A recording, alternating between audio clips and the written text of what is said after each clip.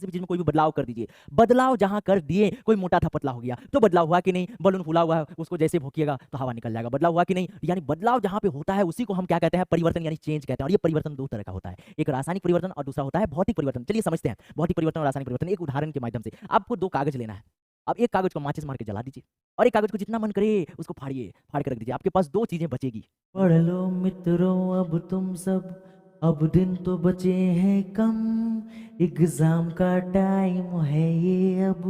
पढ़ लो रे मित्रों सब, पढ़ लो रे मित्रों सब, पढ़ लो मित्रों अब तुम सब, अब दिन तो बचे हैं कम, एग्जाम का टाइम है ये अब। पढ़ लो रे मित्रों सब, पढ़ लो रे मित्रों सब। हेलो दोस्तों, सभी को जोहार। तो कैसे हैं आप? आशा करता हूँ अच्छे होंगे, स्वस्थ होंगे, मस्त होंगे। तो आज मैं आप सबके लिए लेकर आया हूँ फिर से केमिस्ट्री का बहुत ही महत्वपूर्ण प्रैक्टिस सेट आपके लिए लेकर। और आज मैं आपको बताने जा रहा हूँ प्रैक्टिस सेट 10। इसमें मैं प्रीवियस ईयर में पूछे गए झारखंड के संबंधित बहुत सारे ऐसे एग्जाम हैं जिनके केमिस्ट्री के बहुत ही महत्वपूर्ण प्रश्नों को छाट कर मैं आपके लिए लेकर आया हूँ, जो एग्जामिनेशन के लिए, जेएसएससी सीजीएल के लिए बहुत ही महत्वपूर्ण होने जा रहे हैं। तो चलिए देखते हैं पहला क्वेश्चन। ये रहा पहला क्वेश्चन आपके मोबाइल स्क्रीन पर। The mixer of can be in nature. मिश्रण प्रकृति डैश हो सकता है, क्या हो सकता है? मिश्रण की जो प्रकृति होती है, मिश्रण का जो टाइप होता है वो किस प्रकार का हो सकता है? क्या वो समांगी यानी होमोजीनियस हो सकता है? क्या वो विषमांगी यानी हेट्रोजीनियस हो सकता है? कि समांगी और विषमांगी दोनों हो सकता है? बोले तो both homogeneous and heterogeneous mixture और शुद्ध पदार्थ यानी प्योर सब्सटेंस हो सकता है। सबसे पहले मैं आपको बता दूं, ये जो मिश्रण होता है, मिश्रण होता क्या है भाई?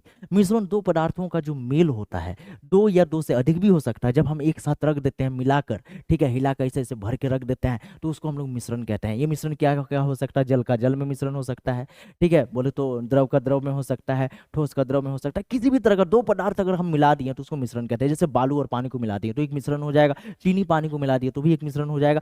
कुछ भी दो चीजों को मिला देते हैं मिश्रण होता है, दो से अधिक चीजों को भी मिला देंगे तो मिश्रण होगा। अब ये मिश्रण जो होती है प्यारे, ये दो तरह की होती है। दो तरह का बोले तो एक होता है विषमांगी मिश्रण जिसे हम हेट्रोजीनियस मिक्सर कहते हैं, और एक होता है होमोजीनियस बोले तो समांगी मिश्रण। हेट्रोजीनियस किसको कहते हैं? जब बिले और बिलाय पूरी तरह से घुलता नहीं है। जैसे बालू और पानी को मिला देंगे, कितना भी आप उसको हिला लीजिए, थोड़ी देर के लिए लगेगा कि मिल गया, लेकिन जैसे ही आप कुछ देर के लिए उसको शांत छोड़ दीजिएगा, बालू नीचे बढ़ जाएगा। यानी वो एक विषमांगी मिश्रण यानी हेट्रोजीनियस मिक्सचर है। जैसे ही आप चीनी और पानी को मिलाइएगा बड़ी प्यार से, आप देखिएगा, चाहे 1 घंटा छोड़िए चाहे 2 घंटा छोड़िए, चीनी कभी नीचे नहीं बैठेगा। यानी चीनी पूरी तरह से पानी के साथ घुल मिल गया है, वो होता है समांगी मिश्रण यानी होमोजीनियस मिक्सचर। तो चलिए बढ़ते हैं अगले क्वेश्चन की ओर। यानी इस प्रश्न का जो सही जवाब है प्यारे आपका ऑप्शन नंबर सी हो जाएगा। चलिए बढ़ते हैं अगले क्वेश्चन की ओर। Which of the following is not a chemical change. इनमें से कौन सा रासायनिक परिवर्तन नहीं है? सबसे पहले मैं आपको बताता हूं परिवर्तन। परिवर्तन क्या होता है? किसी भी चीज में कोई भी बदलाव कर दीजिए। बदलाव जहां कर दिए, कोई मोटा था पतला हो गया, तो बदलाव हुआ कि नहीं? बलून फूला हुआ है, उसको जैसे भोंकिएगा तो हवा निकल जाएगा, बदलाव हुआ कि नहीं? यानी बदलाव जहां पे होता है उसी को हम क्या कहते हैं? परिवर्तन यानी चेंज कहते हैं। और ये परिवर्तन दो तरह का होता है, एक रासायनिक परिवर्तन और दूसरा होता है भौतिक परिवर्तन। चलिए समझते हैं भौतिक परिवर्तन और रासायनिक परिवर्तन एक उदाहरण के माध्यम से। आपको दो कागज लेना है, अब एक कागज को माचिस मार के जला दीजिए और एक कागज को जितना मन करे उसको फाड़िए, फाड़ के रख दीजिए। आपके पास दो चीजें बचेगी, मतलब दो अवशेष बचेगा, एक जला हुआ कागज और एक फाड़ा हुआ कागज। जला हुआ कागज को हम रासायनिक परिवर्तन बोलेंगे, और ये जो फाड़ा हुआ कागज है प्यारे, इसको हम कहते हैं भौतिक परिवर्तन यानी फिजिकल चेंज। अब कैसे? देखिए, जब जला हुआ कागज होता है ना, तो पहले जो पदार्थ था उसमें हम नए गुणों वाले पदार्थ बन गए, नया गुण वाला बना कि नहीं जला हुआ चीज, और उस जले हुई चीज से फिर से कागज हम ला सकते हैं क्या? फिजिकल प्रोसेस से नहीं ला सकते, ला ही नहीं सकते, इसीलिए वो हो जाएगा केमिकल चेंज। और जबकि ये फाड़ा हुआ कागज है, फिर से कागज बना सकते हैं, बना सकते हैं, यानी वो हो जाएगा क्या? एक भौतिक अभिक्रिया यानी फिजिकल चेंज हो जाएगा। अब देखिए, लकड़ी का कटना और लकड़ी का जलना दोनों में अंतर है। लकड़ी को काटेंगे तो हो जाएगा भौतिक अभिक्रिया, लेकिन लकड़ी को जला देंगे तो फिर से जला हुआ चीज से लकड़ी प्राप्त कर सकते हैं क्या? नहीं कर सकते, यानी वो क्या हो जाएगा? वो हो जाएगा रासायनिक अभिक्रिया। इसी तरह का बहुत सारे अभिक्रियाओं को आपको देखना है, क्या उस परिवर्तन के बाद वह पदार्थ पुनः बनाया जा सकता है। अगर बनाया जा सकता है तो भौतिक अभिक्रिया, और नहीं बनाया जा सकता है तो उसको अपन क्या बोलेंगे, रासायनिक अभिक्रिया। समझ में आया आपको? दूध का दही बनना क्या होगा, दही तो बन सकता है दूध से, लेकिन दही से दूध नहीं बन सकता है। तो दही से जब दूध नहीं बनेगा तो उसको अपन क्या बोलेंगे, उसको रासायनिक अभिक्रिया बोलेंगे। तो चलिए देखते हैं, ईंधन का दहन, दहन एक बार मन, जलना जहां आ गया, जलनशील, बोले तो ज्वलनशील का बात कर रहे हैं, जलनशील नहीं, इंसान वाला नहीं, ठीक है। ज्वलनशील का जब हम बात करते हैं, कोई भी चीज जलता है तो वो रासायनिक अभिक्रिया ही होता है 100%, ठीक है। तो यानी ये तो हमारा रासायनिक अभिक्रिया नहीं होगा। ऑक्सीकरण, ऑक्सीकरण जब हम लोग करते हैं, यहाँ पर भी हम लोग बात कर रहे हैं जंग का, जंग लगता है, ऑक्सीजन नया पदार्थ बन जाता है, ठीक है। रासायनिक अभिक्रिया तो होता ही जंग लगना, ठीक है। प्लेटिनम तार का जलना, ये भी जलना आ गया ना, जलना शब्द आ गया मतलब वो समझ लीजिए वो रासायनिक परिवर्तन है। हमारा इस प्रश्न का सही उत्तर तब क्या बचेगा, तब बचेगा अम्लीकृत जल का वैद्युत अपघटन। अपघटन हो रहा है भाई, घाट रहे हैं उसको, ठीक है। तो ये क्या हो जाएगा, एक फिजिकल प्रोसेस यानी एक भौतिक अभिक्रिया हो जाएगा। चलिए बढ़ते हैं अगले क्वेश्चन की ओर। अगला क्वेश्चन है, how many moles of sulphuric acid are in 25 gram. हमें पूछा जा रहा है कि हाउ मेनी मोल्स, बोले तो 25 ग्राम सल्फ्यूरिक अम्ल में कितने मोल होते हैं। एक मोल बराबर आप जानबे करते हैं 6.022 न्यूटन टू द पावर 23, क्या होता है, एवोगाड्रो नंबर जिसको हम लोग कहते हैं। तो पूरा कितने मोल होते हैं, मोल में पूछा गया। मोल यानी पदार्थ की मात्रा को मोल में मापा जाता है कि कितना मोल वो है। तो 25 ग्राम को हमें मोल में तोलना है, इसके लिए हम लोग केजी का प्रयोग नहीं करते हैं, मोल का प्रयोग करते हैं। और ये जो मोल होता है प्यारे, ये होता है आपका, ये आपका जो फॉर्मूला होता है, ये होता है मास बटे मोलर मास होता है, ठीक है। मास बटे मोलर मास, और मास इसका कितना दिया है 25 ग्राम। और मोलर मास निकालते हैं सल्फ्यूरिक एसिड का, सल्फ्यूरिक एसिड का फॉर्मूला होता है H2SO4। और जब भी आपको मोलर मास निकालना है, सबसे पहले तत्वों को अलग अलग कर दीजिए, भिड़का दीजिए, एकदम अलग कर दीजिए। जैसे ही अलग करेंगे तो भाई H2 अलग हो जाएगा, बीच में प्लस डालना है, सल्फर बीच में प्लस, ऑक्सीजन, ऐसे करके सबको अलग अलग करके प्लस लिख देना। पहला काम, आप सभी का एटॉमिक वेट लिख देना है। हाइड्रोजन का एटॉमिक वेट कितना होता है प्यारे, एक होता है, दो गो है। सल्फर का कितना होता है, सल्फर 16 नंबर पे है, 16 को डबल कीजिए तो यानी 32 यानी 32। ऑक्सीजन का कितना होता है, एक ऑक्सीजन का होता है आपका 16 और 4 है, जब इसको जोड़ेंगे तो 2 प्लस 32 और प्लस ये आपका क्या हो जाएगा 16 4 64, यानी आपका हो जाएगा, इसको पूरा जोड़ेंगे तो 98। अब ध्यान से देखिए 98 हो गया, और ये 98 और यहाँ पर कितना दिया है भाई 25। जब इन दोनों को डिवाइड मार देते हैं, ये भी तो ग्राम है, ग्राम ग्राम कट जाएगा तो यूनिट तो बचेगा नहीं। तो जब हम इसको काटते हैं तो ये हमें देता है 0.255। आप देख सकते हैं पहले से ये रंगा हुआ है, तो 0.255 कैसे आ गया, जो ग्राम दिया हुआ है, जो हम मास दिया हुआ है उसको उसका मोलर मास से डिवाइड कर दीजिए, मोल प्राप्त हो जाता है। आपको मैं एक ट्रिक बता देता हूं। ट्रिक क्या है, जब हम कोई तत्व का मोलर मास ज्ञात करते हैं तो तत्व के दो तरह के एटॉमिक नंबर देखने को मिलते हैं। जैसे कि हम बात करते हैं कार्बन, ठीक है, कार्बन हो गया, और ऑक्सीजन आपका हो जाएगा, ठीक है। इधर से आप सोडियम देख सकते हैं, सोडियम देख सकते हैं आप, क्लोरीन देख सकते हैं, ठीक है, ये सब, ठीक है। तो देखिए ये आपका ऑड नंबर की इवन नंबर है भाई, ये दोनों हमारा इवन नंबर है। इवन नंबर में डबल कर दीजिए, सिर्फ कितना से गुना करना है 2 से, तो ये 12 हो जाएगा, इसका 2 से गुना कीजिएगा तो 16 हो जाएगा वेट। और जब भी आपको ऑड दिखे तो इसको भी 2 से गुना करना है, लेकिन इसके साथ 1 जोड़ना है। इसको भी हमें 2 से गुना करना है, लेकिन कितना जोड़ना है, 1 जोड़ना है। तो ये 11 दूनी 22 और कितना हो जाएगा 23, और ये 17 दूनी 34 1 35, ये समथिंग 35.5 होता है। लेकिन जनरली जितने भी ऑड नंबर होते हैं आपको 2 से गुना करना और 1 जोड़ देना है, तो उसका एटॉमिक मास निकल जाता है। चलिए बढ़ते हैं अगले क्वेश्चन की ओर। अगला क्वेश्चन है, विच of the following elements is a metalloid. पूछा जा रहा है भाई इसमें से कौन सा मेटालॉइड है, यानी उपधातु है, ठीक है। उपधातु क्या होता है, देखिए पदार्थों को 3 भागों में बांटा गया है, धातु, अधातु और उपधातु, जिसे हम लोग मेटल, नॉन मेटल और मेटालॉइड कहते हैं। मेटालॉइड वे पदार्थ होते हैं जिनके पास धातु का भी और अधातु का भी गुण होता है, मेटेलिक प्रॉपर्टी और नॉन मेटेलिक प्रॉपर्टीज भी उसके पास होता है, उसी को अपन क्या कहते हैं, मेटालॉइड्स कहते हैं। तो इसमें से कौन वाला है, क्या बिस्मथ होता है, क्या एंटीमनी है, कि सेलेनियम है, कि आयरन है भाई। तो इस प्रश्न का जो सही उत्तर है प्यारे आपका हो जाएगा ये एंटीमनी। क्या हो जाएगा? एंटीमनी। एंटीमनी जो है वो एक प्रकार का क्या होता है? अर्धचालक होता है आपका। और इसमें क्या बोला है? मेटलॉइड, जिसे उपधातु हम लोग कहते हैं। देखिए, चालक होता है, अर्धचालक होता है और कुचालक होता है। तो देखिए, धातुएं को हम लोग कहते हैं चालक यानी कंडक्टर कहते हैं, और अधातुओं को हम लोग कहते हैं इंसुलेटर यानी उसे हम लोग कुचालक कहते हैं, और उपधातु को एक तरह से हम लोग अर्धचालक कहते हैं, सेमीकंडक्टर कहते हैं। तो देखिए यहाँ पर आपको हम बता देते हैं, कुल जो उपधातु होती है यानी मेटलॉइड्स होती है, उनका जो नंबर है वो 7 होता है। आपको याद करके क्या रखना है, वो ट्रिक बता देते हैं भाई। बीएसपी, ठीक है, बीएसपी ताजा, बीएसपी ताजा याद करके रख लीजिए। बीएसपी ताजा, आपका 7 लेटर दिख रहा है ना, ताजा, बीएसपी। बस ये याद कर लीजिए, आपका 7 जो मेटलॉइड है याद हो जाएगा। बी से आपका बोरॉन हो जाएगा, एस से सिलिकॉन हो जाएगा, पी से पोलोनियम हो जाएगा, टी से टेलुरियम हो जाएगा, ए से आपका आर्सेनिक हो जाएगा, जे से जर्मेनियम हो जाएगा, ए से एंटीमनी हो जाएगा। ठीक है, जो जो बोले आप याद कर लीजिएगा, इसको देख दोहरा लीजिए। ठीक है, क्या क्या बोले हैं? बी से बोरॉन, एस से सिलिकॉन, पी से पोलोनियम, टी से टेलुरियम, ए से आर्सेनिक, जे से जर्मेनियम और ए से एंटीमनी। तीन सबको हम लोग क्या बोलते हैं? मेटलॉइड्स कहते हैं। तो चलिए बढ़ते हैं अगले क्वेश्चन की ओर। इसका आंसर तो आपको बता दिए हम। अगला जो क्वेश्चन है प्यारे, आप देख सकते हैं, who among the following told about the indivisibility of an atom, यानी निम्नलिखित में से किसने परमाणु की अविभाज्यता के बारे में बताया कि परमाणु को और तोड़ नहीं सकते हैं? कौन से वैज्ञानिक ने बताया? क्या डाल्टन ने बताया, कि गोल्डस्टीन ने बताया, कि बोर्स ने बताया, कि रदरफोर्ड ने बताया? तो इस प्रश्न का जो सही उत्तर है प्यारे, डाल्टन का जब एटॉमिक थ्योरी हम देखते हैं तो डाल्टन ने कहा कि ये जो परमाणु होते हैं ये अविभाज्य कण होते हैं, इसको और टुकड़ा नहीं किया जा सकता, जो कि बाद में चलकर गलत साबित हुआ। तो इस प्रश्न का जो सही उत्तर है वो हो जाएगा डाल्टन।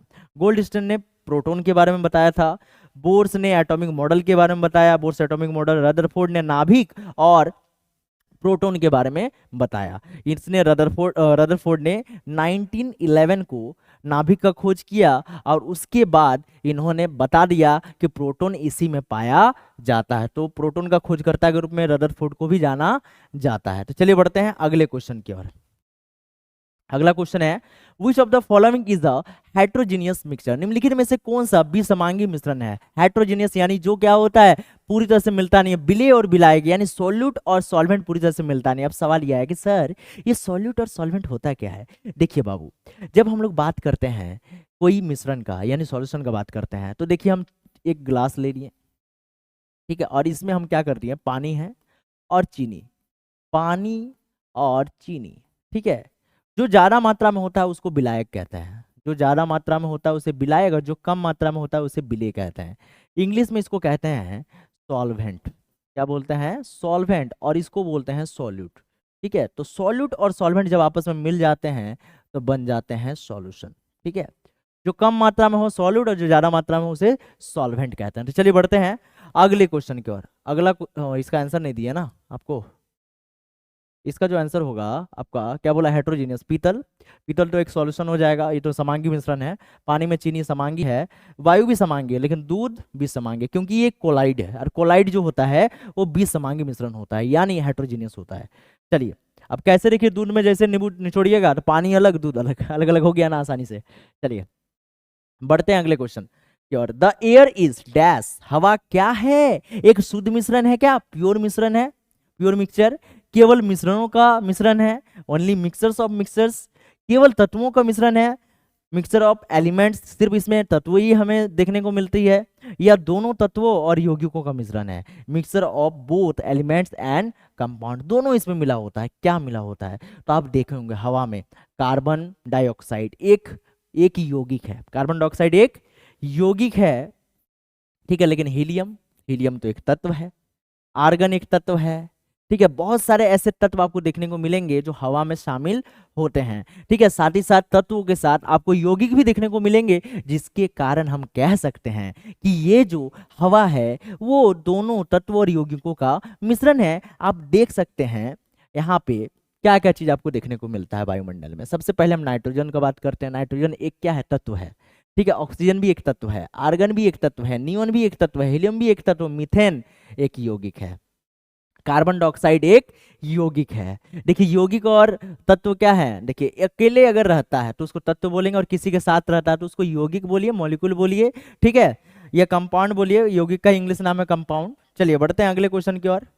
भाई इसमें पहले से आंसर मार दियागा। चलिए, अब मिक्सचर ऑफ सैंड और शुगर इज एन एग्जाम्पल। चीनी और बालू को जब मिलाइएगा क्या पूरी तरह से मिलेगा क्या? नहीं मिलेगा। पानी में डालिए चीनी घुल जाएगा, जबकि बालू नहीं घुलेगा। बालू को साइड कर सकते हैं बाद में। तो यानी ये एक विजातीय मिश्रण जिसे हम हेट्रोजीनियस मिक्सचर के नाम से जानते हैं। तो चलिए बढ़ते हैं अगले क्वेश्चन की ओर। Which of the following is a not a physical change. Physical change नहीं है, इसका मतलब केमिकल चेंज है। फिजिकल चेंज तो बता दिए, एक बार जो जिस रूप में परिवर्तित हो जाता है उससे अगर फिर से ले आए तो वो होता है आपका भौतिक, और नहीं ला पाए तो वो होता है रासायनिक यानी केमिकल। ठोसों का द्रव में पिघलना ये क्या भौतिक परिवर्तन नहीं है? ठोसों का द्रव में, ये तो भौतिक परिवर्तन है। गैसों का द्रव में द्रवीकरण, ये भी भौतिक है। पदार्थों का किण्वन, द्रवों का गैसों में बाष्पीकरण। बाष्पीकरण भी क्या होता है आपका? एक फिजिकल चेंज होता है। बाष्पीकरण मतलब भाप निकल जाएगा, फिर से भाप को जमा दीजिए, फिर से पानी मिल जाएगा। यानी ये जो ऑप्शन नंबर सी है, पदार्थों का किण्वन, जिसको हम फर्मेंटेशन ऑफ सब्सटेंसेस कहते हैं। यानी पदार्थ एक बार जो गल गया, गलने के बाद फिर से वो पदार्थ मिलेगा क्या?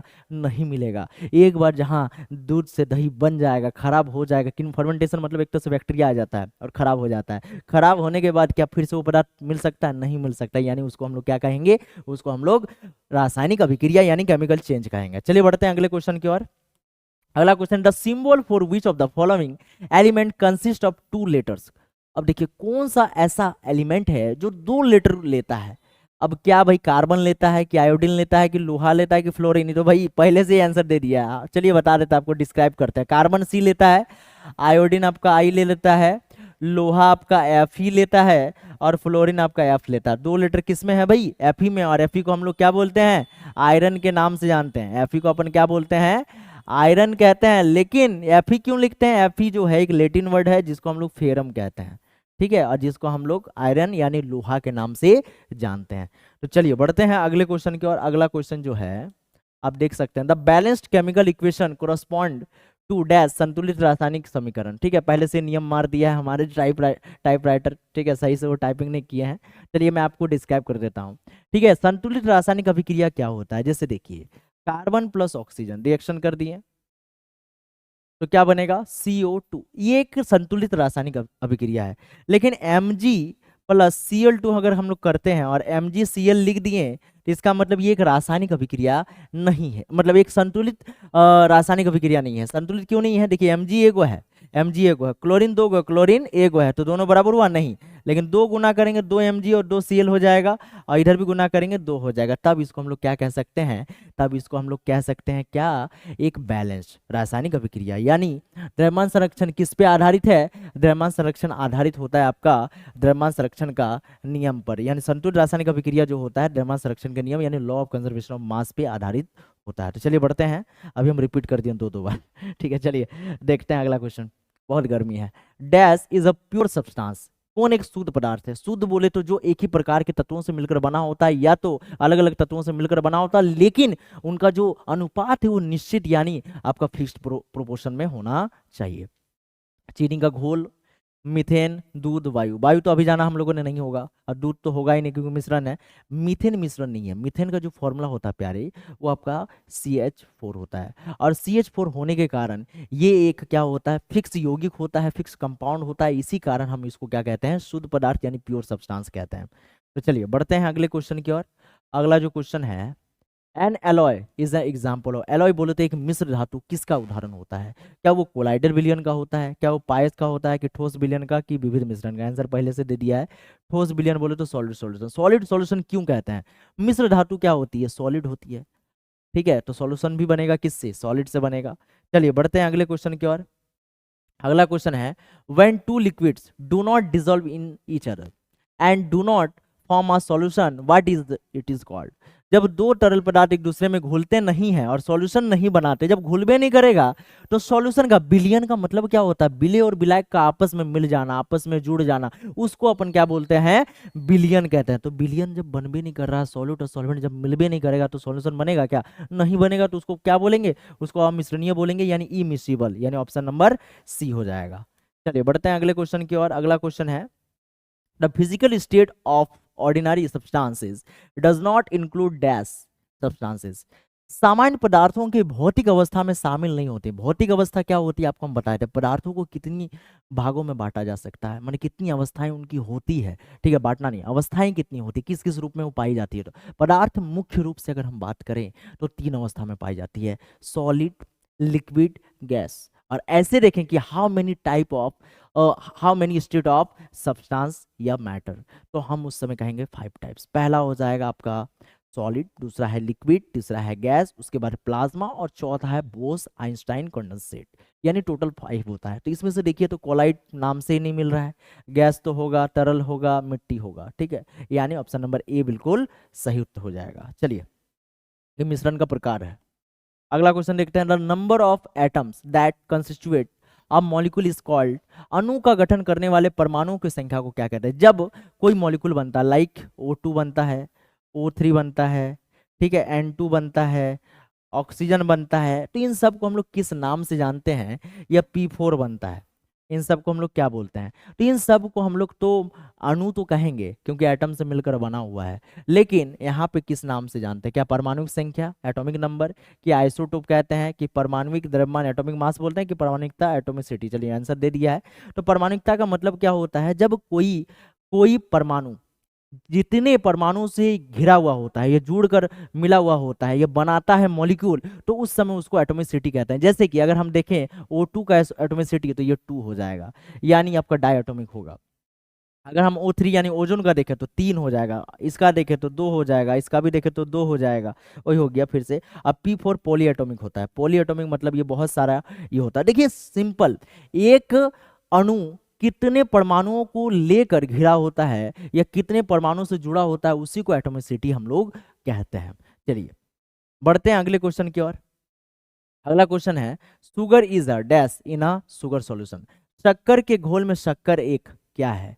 शक्कर के घोल में शक्कर का मतलब होता है चीनी, ठीक है। चीनी के घोल में चीनी क्या होगा भाई। अब देखिए चीनी का घोल में चीनी को देखिएगा, चीनी का घोल जब लेते हैं भाई पानी तो लेना ही पड़ेगा ना, पानी में घुलेगा और चीनी, बताइए पानी ज्यादा होता है कि चीनी ज्यादा होता है। तो आप बोलिएगा सर पानी ज्यादा होता है चीनी कम होता है। जो ज्यादा होता है उसको विलायक बोलते हैं बाबू। विलायक बोले तो उसको बोलते हैं हम लोग सॉल्वेंट। क्या बोलते हैं, सॉल्वेंट के नाम से जानते हैं, ठीक है। और चीनी को बोलते हैं सॉल्यूट। यानी इस प्रश्न का जो सही उत्तर है प्यारे, चीनी क्या है, सॉल्यूट है, यानी एक घुला हुआ पदार्थ है, डिसॉल्व सब्सटेंस के नाम से इसको जाना जाता है। तो चलिए बढ़ते हैं अगले क्वेश्चन की ओर। अगला क्वेश्चन आपका ये रहा, क्या कहता है, the rule of constant ratio was given by. निश्चित अनुपात का नियम किसके द्वारा दिया गया था। निश्चित अनुपात का नियम यानी जैसे हम लोग बात करते हैं H2O का, ठीक है, तो H2O का जो अनुपात होता है वो फिक्स होता है, 1:8 होता है। तो ये जो अनुपात का नियम दिया है, जब कोई हम यौगिक को देखते हैं उसका अनुपात हमेशा फिक्स होता है। तो भाई किसने दिया, जॉन डाल्टन ने दिया, कि जोसेफ एंड प्राउस्ट ने दिया, कि एंटोनियन लेवोजियर ने दिया, कि जॉन्स जेकब वर्जिलियस ने दिया। तो इस प्रश्न का जो सही उत्तर है प्यारे आपका हो जाएगा जोसेफ एंड प्राउस्ट। चलिए बढ़ते हैं अगले क्वेश्चन की ओर। अगला क्वेश्चन है, which of the following scientists suggest that the symbol of an element can be formed by one or two letter of the element name। देखिए निम्नलिखित में से किन वैज्ञानिकों ने सुझाव दिया कि तत्वों के प्रतीक तत्व के नाम के 1 या 2 अक्षरों के बने हो सकते हैं। जो एलिमेंट्स का सिंबल होता है वो सिंगल लेटर या डबल लेटर का होता है। किसने कहा, क्या प्राउस ने कहा, क्या लेवाजियर ने कहा, कि वर्जिलियस ने कहा, कि डेमोक्रिटस ने कहा। तो इस प्रश्न का जो सही उत्तर है प्यारे आपका हो जाएगा वर्जिलियस, ठीक है। वर्जिलियस ने ही बताया कि जब हम कोई एलिमेंट को डिनोट करते हैं तो या तो हम सिंगल लेटर से करेंगे या डबल लेटर से करेंगे, ठीक है। जहां एफ माने फ्लोरीन और एफ का मतलब फेरम यानी आयरन होता है। चलिए बढ़ते हैं अगले क्वेश्चन की ओर। अगला क्वेश्चन है, what is the property of metal due to which can be moulded into wire. धातु का वह गुण कौन सा है जिसके कारण उसे तार के रूप में ढाला जा सकता है। तार को ऐसे लीजिए लोहा और ले दपाटम मारते जाए, एक बार इधर घुमा के एक बार इधर घुमा के, तो ये क्या होगा, खिंचाएगा, ठीक है, ऐसे खिंचाएगा, छितराएगा नहीं। छितराएगा कैसे, ऐसे पकड़िए और ले दपाटम देते रहिए, तब क्या होगा, छितरा जाएगा। छितरा जाएगा तो शीट होगा और खिंचा जाएगा तो उसको हम लोग तार बोलेंगे। यानी इस प्रश्न का जो सही उत्तर है प्यारे आपका हो जाएगा तन्यता यानी टेंसाइल। चलिए बढ़ते हैं अगले क्वेश्चन की ओर। अरे बेटा ये तो खत्म हो गया, तो आपको बताना है ये सेशन कैसा लगा। सेशन अच्छा लगा होगा तो वीडियो को जरूर लाइक कर दीजिएगा, और चैनल में पहली बार आए तो चैनल को सब्सक्राइब करके जरूर जाइएगा, और साथ ही साथ बताइए इस सेशन में आपका कितना अंक उठा। तब तक के लिए मिलते हैं नेक्स्ट वीडियो में। जय हिंद, वंदे मातरम।